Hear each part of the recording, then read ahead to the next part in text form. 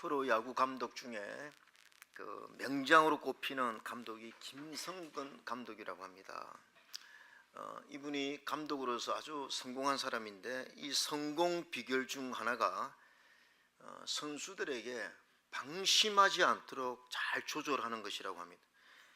그는 감독으로서 선수가 방심하고 자만심하면 이 성공의 가장 큰 적임을 강조하고 있는데요.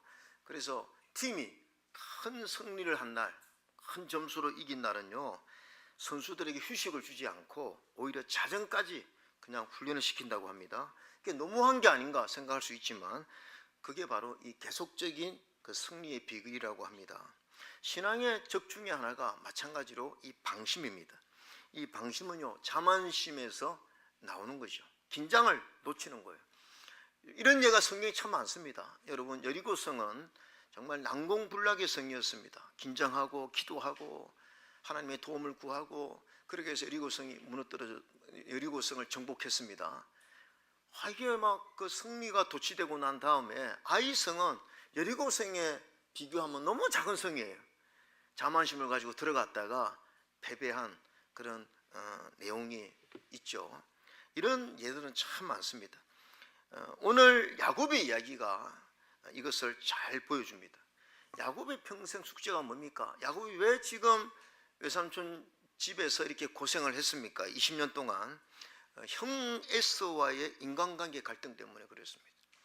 근데 이제 가나안으로 출발했는데 이런 소문이 들려오는 거죠. 형이 에서가 400명을 거느리고 온다.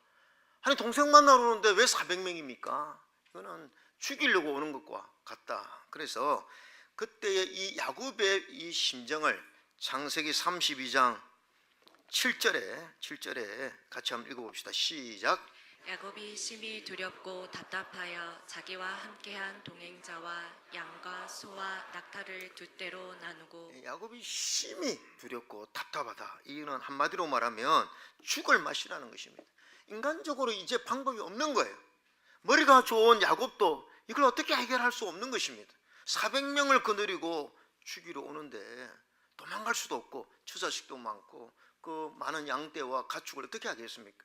막다른 골목에서 야곱이 하나님 앞에 결사적으로 기도합니다. 제가 강의하면서 말씀을 전했죠.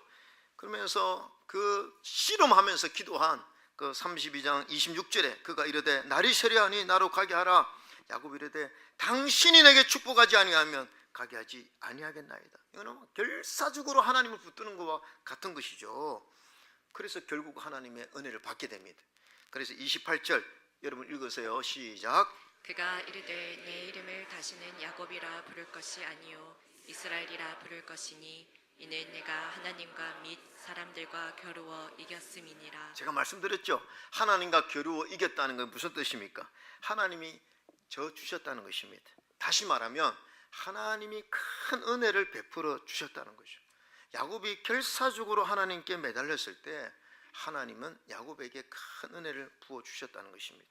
여러분, 우리 하나님은 강하시지만요, 약하실 때가 있어요. 그것은 우리 믿는 성도들의 눈물에 약하십니다. 우리가요, 주님 앞에 하나님 불쌍히 여겨 주세요. 긍휼을 베풀어 주세요.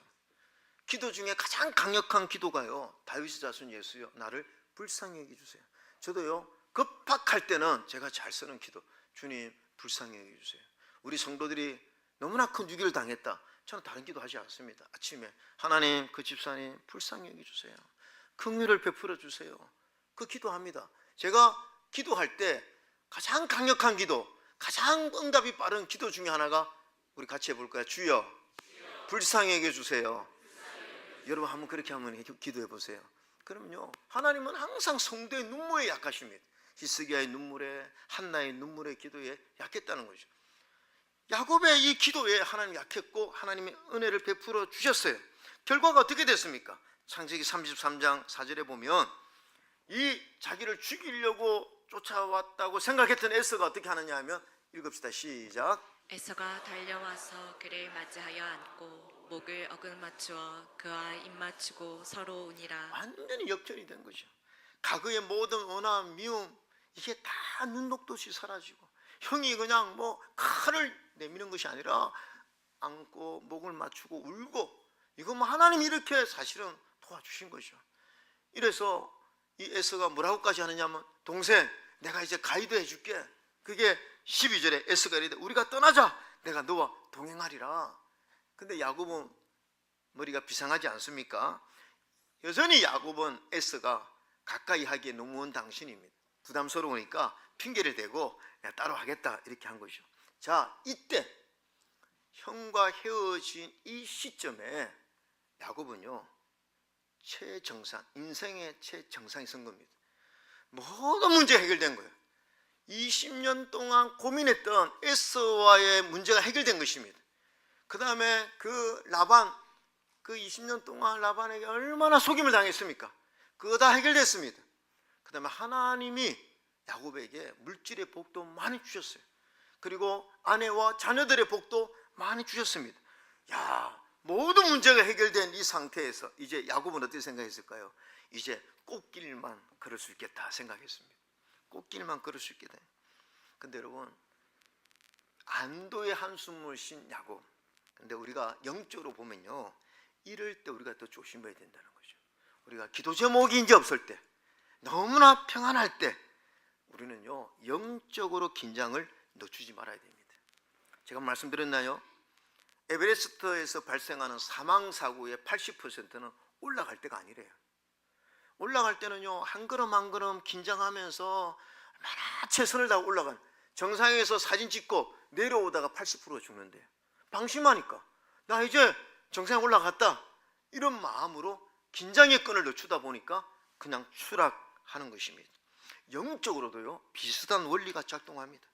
우리가요 은혜를 받는 것보다 축복을 받고 그 축복을 유지하는 것이 사실 더 어려운 거죠.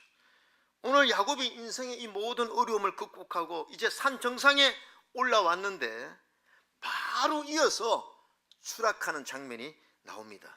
그런 사건이 일어납니다. 오늘 창세기 34장에 야곱이 세겜에 갔는데 그 세겜에서 그 딸이 다운타운에 놀러 갔다가 강간을 당하는 거예요.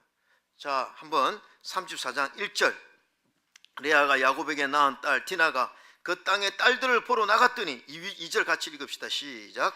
히위 족속 중 하몰의 아들 그 땅의 주장 세겜이 그를 보고 끌어들여 강간하여 욕되게 하고. 야곱의 딸이 강간을 당하는 거예요. 이게 얼마나 안타까운 일입니까? 근데 더 큰 문제가 생긴 것입니다. 그 오빠들, 형제들이요, 누이가 동생이 강간당하는 걸 보고 용서가 안 되는 거예요. 그래서 결혼하자, 우리 결혼하자고 속여놓고 할례받게 만들고 고통 가운데 있을 때 가서 학살을 벌였어요. 다 죽여버렸어요. 그 추장의 집안을. 이거 보통 일이 아닙니다. 아니 지금 야곱은요 손님 아닙니까? 이방인 아닙니까? 근데 거기에 추장 가족들을 몰살을 시켰으니 아니 죽은 목숨이나 마찬가지죠. 그때 야곱이 34장 자 30절에 이렇게 고백합니다. 한번 읽어볼까요? 시작. 야곱이 시므온과 레이에게 이르되 너희가 내게 화를 끼쳐 나로 하여금 이 땅의 주민 곧 가나안 족속과 브리스 족속에게 악취를 내게 하였도다. 나는 수가 적은즉 그들이 모여 나를 치고 나를 죽이리니 그러면 나와 내 집이 멸망하리라. 이거는요 에서의 문제보다 더 큰 지금 심각한 문제가, 위기가 온 것입니다. 여러분, 왜 이런 위기가 왔습니까? 왜 이런 결과가 왔습니까? 첫 번째, 아까도 제가 말씀드렸지만 야곱의 영적 방심이에요. 야곱의 영적 방심. 고린도전서 10장 이런 말씀이 있습니다. 그런즉 선줄로 생각하느냐 넘어질까 조심하라. 우리가 산 정상에 있다고 생각하느냐 내려갈 때 조심하라는 것입니다. 언제나 우리 인생에는 언제 위기가 찾아올 줄 모르니까 영적으로 늘 긴장하라는 거죠. 자, 창세기 33장에 보면 여러분 에서가 아까도 말씀드렸지만 야곱을 안고 그냥 기적 같은 응답이 왔습니다. 자, 그러면 이제 야곱이 어떻게 행동해야 됩니까? 그 다음 코스가 뭡니까? 야곱은요 지금 여기 자리에 어떻게 왔습니까? 하나님이 말씀하신 거예요. 창세기 31장 3절에 여호와께서 야곱에게 이르시되 내 조상의 땅 내 족속에게로 돌아가라. 내가 너와 함께 하겠다. 하나님이 가라고 말씀하셔서 하나님의 말씀에 순종해서 지금 떠난 겁니다. 하나님이 마나임의 군대로 야곱을 보호해 주셨어요. 야곱의 기도를 들으시고 에서와의 문제도 해결해 주셨어요. 그러면 야곱은 어디에 초점을 맞춰야 됩니까? 하나님께서 주신 사명, 하나님의 뜻에 초점을 맞춰야 됩니다. 그리고요, 원래 하나님께서 야곱에게 가라고 하신 곳이 베델인데, 이 베델은요 원래 먼저 야곱이 하나님 앞에 서원한 장소입니다. 뭐라고 했습니까?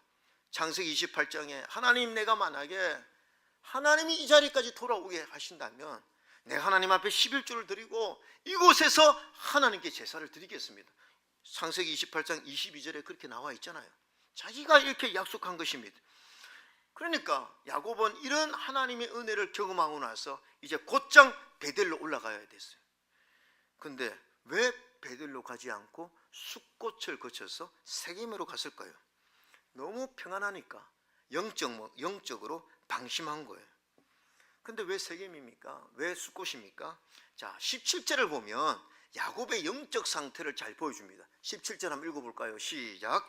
야곱은 숫곳에 이르러 자기를 위하여 집을 짓고 그의 가축을 위하여 우릿간을 지었으므로 그 땅 이름을 숫곳이라 부르더라. 여러분, 지금까지 제가 야곱에 대한 말씀 강의하면서 하나님이 야곱에 뭘 다뤄요?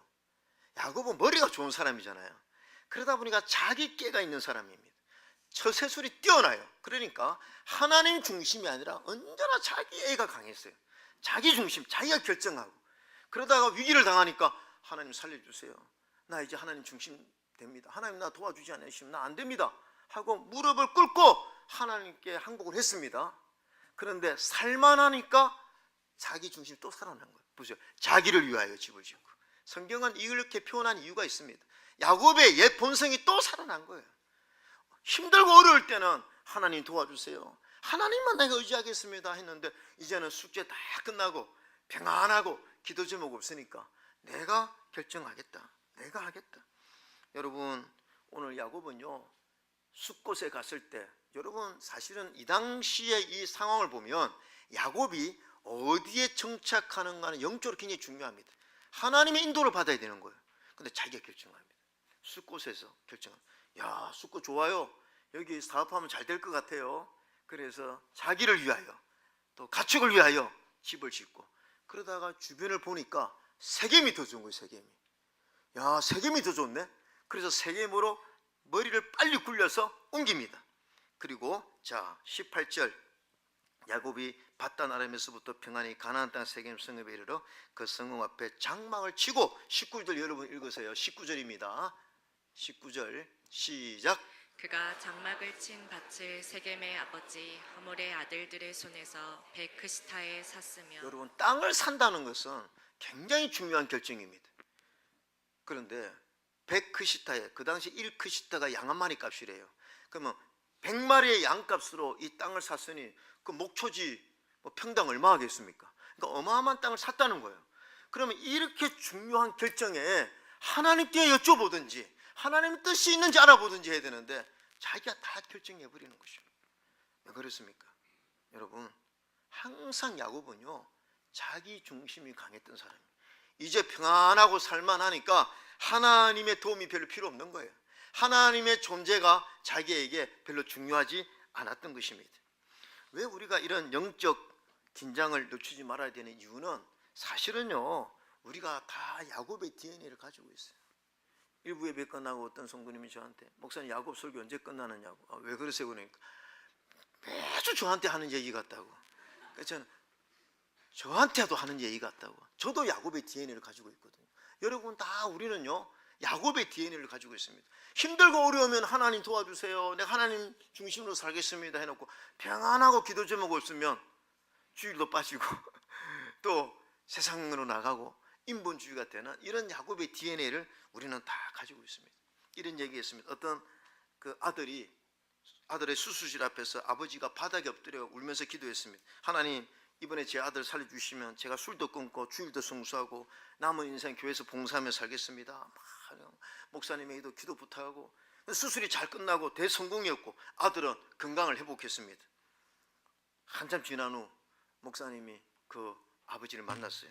근데 그는 예전처럼 주일도 잘 안 나오고 또 술잔을 기울이고 주일에도 늘 골프장에 가 있고, 목사님이 조심스레, 집사님 그때 기도를 기억하십니까? 그때 아들 수술실 앞에서 그렇게 하나님 앞에 결단한 거 어떻게 됐습니까? 기억 안 나십니까? 이렇게 하니까 목사님, 사람이 급하다 보면 무슨 말인들 못하겠습니까? 그때 제가 너무 경황이 없어서 오버를 했습니다. 하나님 앞에 오버했다는 거예요. 그래서 하나님도 그때 내가 오버한 거 이해해 주실 것입니다. 이렇게 이야기해요. 여러분, 뭐 누가 지어낸 이야기인지 사실은 모르겠지만 이게 우리 모습 아닙니까? 우리 신앙의 가장 큰 고민이 뭐냐면요, 신앙이 없는 게 아니에요. 우리 다 신앙을 가지고 있습니다. 문제는 너무 변덕스럽다는 거예요. 날씨처럼, 우리 날씨처럼 하나님 앞에 초지일간의 신앙이 없어요. 조금만 힘들면, 조금만 좋아지면 또 세상으로 나가고. 그거 왜 그렇습니까? 야곱 안에 자기가 너무 강한 거예요. 그래서 자기를 위하여 우리 간을 좀, 자기를 위하여. 왜 성경이 이렇게 강조하느냐? 야곱이 너무 자기 중심이 강하다. 하나님이 그거 훈련시키느라고 지금까지 훈련시켰는데 또 이런 시험에 들고 잘못을 한다는 거죠. 그 야곱 안에 자기가 너무 강하다. 우리 상갈동에 개척했을 때 그때 처음으로 우리 하덕규 집사님, 그때 안수 집사님 초청했습니다. 그 하덕규 집사님이 저는요, 하덕규 집사님 딱 왔을 때 저는요 그 곡 이름이 가시나무 새인 줄 알았어요. 그래서 하덕규 집사님한테 가시나무 새 아주 좋습니다니까, 아니에요 목사님, 가시나무래요. 그래서 제가 내가 엄청 죄송했다는 얘기를 하는 거예요. 그런데 그때 굉장히 저도 은혜를 받았는데 그 하덕규 가시나무의 그 내용이 이겁니다. 내 속엔 내가 너무도 많아. 당신의 쉴 곳 없네. 내 속엔 헛된 바람들로 당신의 편할 곳 없네. 이게 참요, 이것 때문에 우리 하나님 우리 안에서 역사하기 어렵고 내 안에 내 아집과 고집이 너무 많다. 야곱이 바로 그것 때문에 이런 어려움을 당했다는 거죠. 두 번째가 뭐냐면 야곱의 욕심이 사명을 가렸기 때문입니다. 창세기 30장 43절 읽어볼까요? 시작.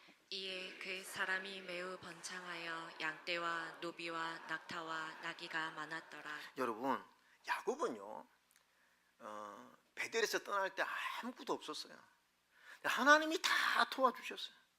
그 머리가 더 좋은 외삼촌 라반은요 야곱에게, 조카에게 양 한 마리 줄 수 없는 인색한 사람이었습니다. 근데 하나님이 다 도와줘가지고 야곱의 상태가 이미 거부가 되어 있었어요. 이 사람 누굽니까? 야곱 아닙니까? 매우 번창하여 양떼와 노비와 낙타와 나귀가 많았더라, 이렇게 성경은 나와 있습니다. 하나님이 아내도 둘 주셨고 자녀들도 많이 주셨어요. 가축과 종과 가족이 넘쳤습니다. 그리고 에서와의 관계도 회복되었습니다. 여러분, 에베네셀, 여기까지 하나님이 야곱을 축복하셨고 이 모든 것이 하나님의 은혜였습니다. 그러면 하나님이 야곱을 축복하시고 여기까지 인도하시고 야곱이 아무것도 없었는데 하나님 이렇게 야곱에게 형통함을 주신 이유가 무엇입니까? 하나님은 아브라함에게 하신 언약, 이삭에게 하신 언약을 야곱을 통해서 이루기를 원하셨던 거예요. 엄청난 하나님의 원대한 계획이 야곱을 통해서 그 비전을 이루려고 하는 하나님의 거룩한 뜻이 있었던 거예요. 그러면 야곱이 이런 하나님의 은혜를 깨닫고 나면, 하나님 감사합니다, 내가 부족한 나에게 이런 하나님의 언약의 은혜를 주셨으니 이제 내가 하나님의 사명을 이루는데 초점을 맞추고 빨리 베델로 올라가서 하나님 뜻을 이루겠습니다 해야 되지 않습니까? 그런데 오늘 이 야곱은요 욕심을 계속 부리는 거예요. 왜냐하면 지금요 주변에 자기를 돌아보니까 양들이 너무 많아요. 야, 소도 너무 많고 그다음 너무 평안한 거예요. 그런데 숫곳에서 몇 년만 더 지나면 내 재산이 2배 되겠다 생각한 거예요. 세겜에서 장사를 하면 재산이 4배 되겠다 생각한 겁니다. 그러니까 지금 충분한데 하나님이 이미 준 만큼 주셨는데 이것 가지고도 얼마든지 더 누릴 수 있고 또 베델에 올라가면 하나님이 또 축복해 주지 않겠습니까? 그런데 야곱은 그 욕심 때문에 이 자리에서 더 재산을 불리려고, 다른 이유 없습니다. 왜 숫곳 세겜에 왜 땅을 샀습니까? 여기에서 내가 목축을 하면 내 재산이 늘어나겠다 생각한 거죠. 여러분, 야고보서 1장 14절 이런 말씀이 있습니다. 같이 읽어볼까요? 시작. 오직 각 사람이 시험을 받은 것은 자기 욕심에 끌려 미혹됨이니 각 사람이 시험을 받는 것은, 오늘 야곱이 왜 이런 시험을 받았습니까? 야곱의 욕심 때문입니다. 충분하게 자족할 수 있는데 여기에서 더 많은 사업을 하고 싶은 그 야곱의 욕심 때문에, 그래서 욕심이 잉태한 적 죄를 낳고 제가 장성한 적 사망을 낳느니라. 여러분, 야곱의 이런 시련은요, 어떻게 보면 야곱의 욕심, 열어보세요. 숫꽃 세겜에 가는데 하나님께 물어보지도 않았습니다. 그리고 성경에 보니까 이곳에서 제단을 쌓은 거예요, 세겜에서. 그래서 엘렐로헤 이스라엘이라고 해요. 근데 이걸 하나님 기뻐 받으시겠습니까? 아브라함이 제단을 쌓고 이삭이 제단을 쌓을 때 하나님 영광을 받으셨어요. 근데 여기에서 제단은 죄송하니까. 야곱은요, 하나님 뜻을 알고 있었거든요. 근데 지금 자기가 결정해놓고 하나님 앞에 죄송한 거예요. 그러니까 여기서 그냥 제단을 쌓아버리는 거예요. 여러분, 이것은요, 아브라함과 이삭의 제단과 지금 야곱의 제단은 차이가 있습니다. 아브라함과 이삭의 제단은 하나님의 뜻 안에, 순종 안에 있는 제사고, 이거는 자기 중심의 제단이었다는 거죠. 하나님에게 나를 맞춰야 되는데 나에게 하나님을 맞추고자 하는 것들이었다는 거죠.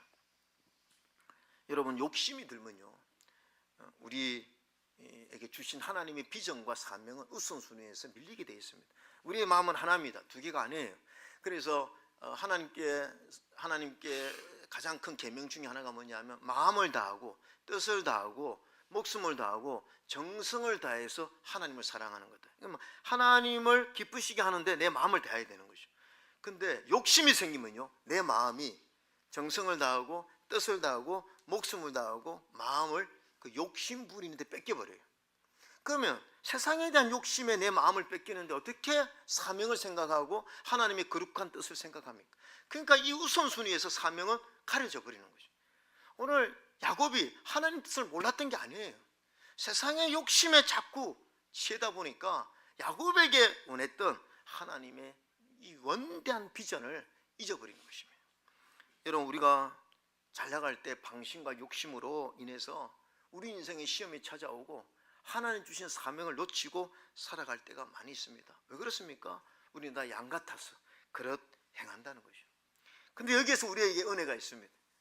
하나님은 항상 우리가 이렇게 연약한 걸 알기 때문에 이럴 때 우리를 망하지 않게 하시고 우리에게 처방전을 주시는 줄로 믿습니다. 그 처방전이 바로 오늘 창세기 35장 1절입니다. 한번 읽어볼까요? 시작. 하나님이 야곱에게 이르시되 일어나 베델로 올라가서 거기 거주하며 내가 내 형 에서의 낯을 피하여 도망하던 때에 내게 나타났던 하나님께 거기서 제단을 쌓으라 하신지라. 오늘 하나님이 야곱에게 처방전을 주시는 것입니다.